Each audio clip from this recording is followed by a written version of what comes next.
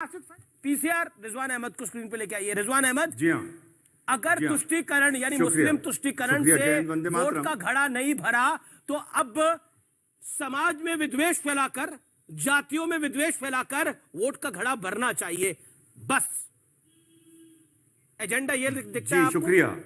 देखिए, आपने अपनी ओपनिंग बाइट में बोला डिवाइड एंड रूल।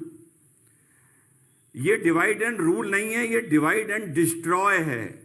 ये लोग अपने आप को रूल करने के लिए तैयारी नहीं कर रहे हैं, ये गंभीरी नहीं है। ये अपने आप को डिस्ट्रॉय करने के लिए रोज षड्यंत्र रचते हैं।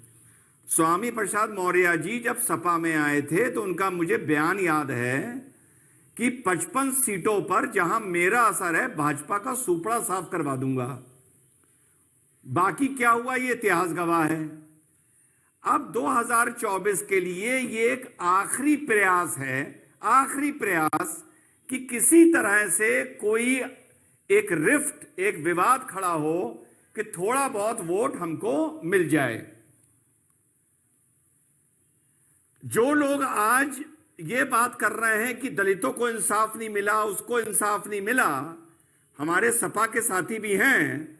जब गेस्ट हाउस में सुश्री मायावती को जूतों से मार रहे थे तो तुम्हें शर्म नहीं आई कि एक दलित महिला का ऐसा अपमान कर रहे हो? गेस्ट हाउस कांड। और आज बात करते हो कि 95% को इस देश में अधिकार नहीं मिल रहा। मायावती से हाथ जोड़ के माफी मांगी या नहीं मांगी? तो आज इस डिबेट में मांग लो, अगर नहीं मांगी तो। और आगे बताऊं, अमीश भाई, नरेंद्र मोदी जी ने इस देश में एक नई कास्ट खड़ी कर दी है, नई कास्ट। वो है लाभदारी कास्ट, लाभदारी वर्ग। वो लाभदारी वर्ग सिर्फ अनाज देख रहा है, घर घर जल देख रहा है, गैस देख रहा है, अपने घर तक पानी आ जाए ये देख रहा है, शौचालय देख रहा है, और छोटे छोटे थानों में ये देख रहा है कि उसके साथ अब दबंगई खत्म हो गई है। ये लोग कुछ भी कर लें, कुछ भी कर लें, वो लाभदारी वर्ग जिसको सामाजिक लाभ, आर्थिक लाभ, अनाज का लाभ, पानी का लाभ मिल रहा है, वो इन लोगों के साथ खड़ा नहीं होगा।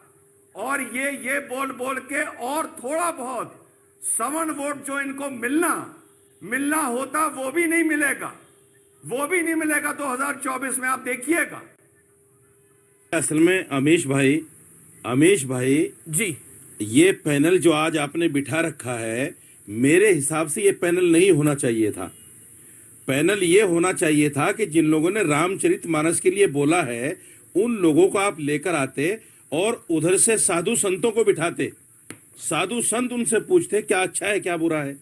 दूसरी एक बात और कहना चाहता हूं, देखिए देश के अंदर जो नफरत की राजनीति चल रही है और सरकार की तरफ से जो राजनीति नफरत की चल रही है, इस नफरत की राजनीति में यही होगा जो हो रहा है। आप इस पर कोई भी ताज्जुब मत कीजिए, इस पर कोई ताज्जुब मत कीजिए, इससे भी ज्यादा हो सकता है, क्योंकि देश में नफरत की राजनीति को ही बढ़ावा दिया जा रहा है। बीजेपी क्या कर रही है मुसलमानों के लिए? आपने मुसलमानों के अंदर पसमानदा मुसलमान ढूंढ लिए, आपने मुसलमानों के अंदर बोरा मुसलमान ढूंढ लिए। इस पर आप कभी बात नहीं करेंगे। क्यों बात नहीं करेंगे? इसलिए कि मुसलमानों का मुद्दा है। दलित, आप 80% के साथ दलितों को लेके चलते हो, इसलिए आप दलितों की बात करना चाहते हो। दलितों के वोट बीजेपी से अलग ना हो जाए, इसलिए आप इस पर बात करना चाहते हो। अरे मुसलमान जिसको पसमानदा और बोरा मुसलमान में बांट दिया, पीएम बात कर रहे हैं। लेकिन अभी तक आपने जो ऑडियो आया है सामने उसके ऊपर आप कुछ नहीं बोले हैं। पसमानदा मुसलमान की बात करो। अभी जो ऑडियो सामने आया है उस पर आपका रिएक्शन क्या है? सुन लीजिए अभी। नहीं बौखलाइए मत। उस ऑडियो मैं क्यों बौखलाऊंगा? ऑडियो जिसका आया वो बौखला रहा है लगातार। वो सच्चाई है, एक सच्चाई है, एक सच्चाई है। पेड़ लगाओगे बबूल का तो फूल का। ओके, रिजवान अहमद कुछ रिएक्ट करना चाहते हैं? मृत्युंजय तिवारी तो नफरत ही मिलेगी। ओके, रिजवान अहमद जी, रिजवान अहमद जी, अमित जी, आपने सही कहा, ये पैनल आपने गलत चुन लिया है। मौलाना साहब ने सही कहा, इस पैनल में रशीदी भाई नहीं होने चाहिए थे, पहली चीज तो। अब आप सुनिए, इन्होंने 2 गलत तुलनाएं कर दी।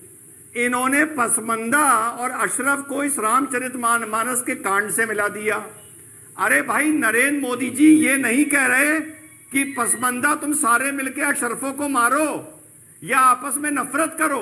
मोदी जी सिर्फ पसमंदा को आगे बढ़ाने की बात कर रहे हैं। तो अगर कोई पिछड़े हिंदू वर्ग को आगे बढ़ाने की बात करेगा तो उसको ये नहीं माना जाएगा वो हिंसा भड़का रहा है, पहली बात। दूसरी बात, अभी उदित राज जी ने बढ़ाया कहा आज तक? क्या कि इस बढ़ाया मुद्दे आज को तक? साधु संतों पे छोड़ दो। कुछ बढ़ाया आज तक?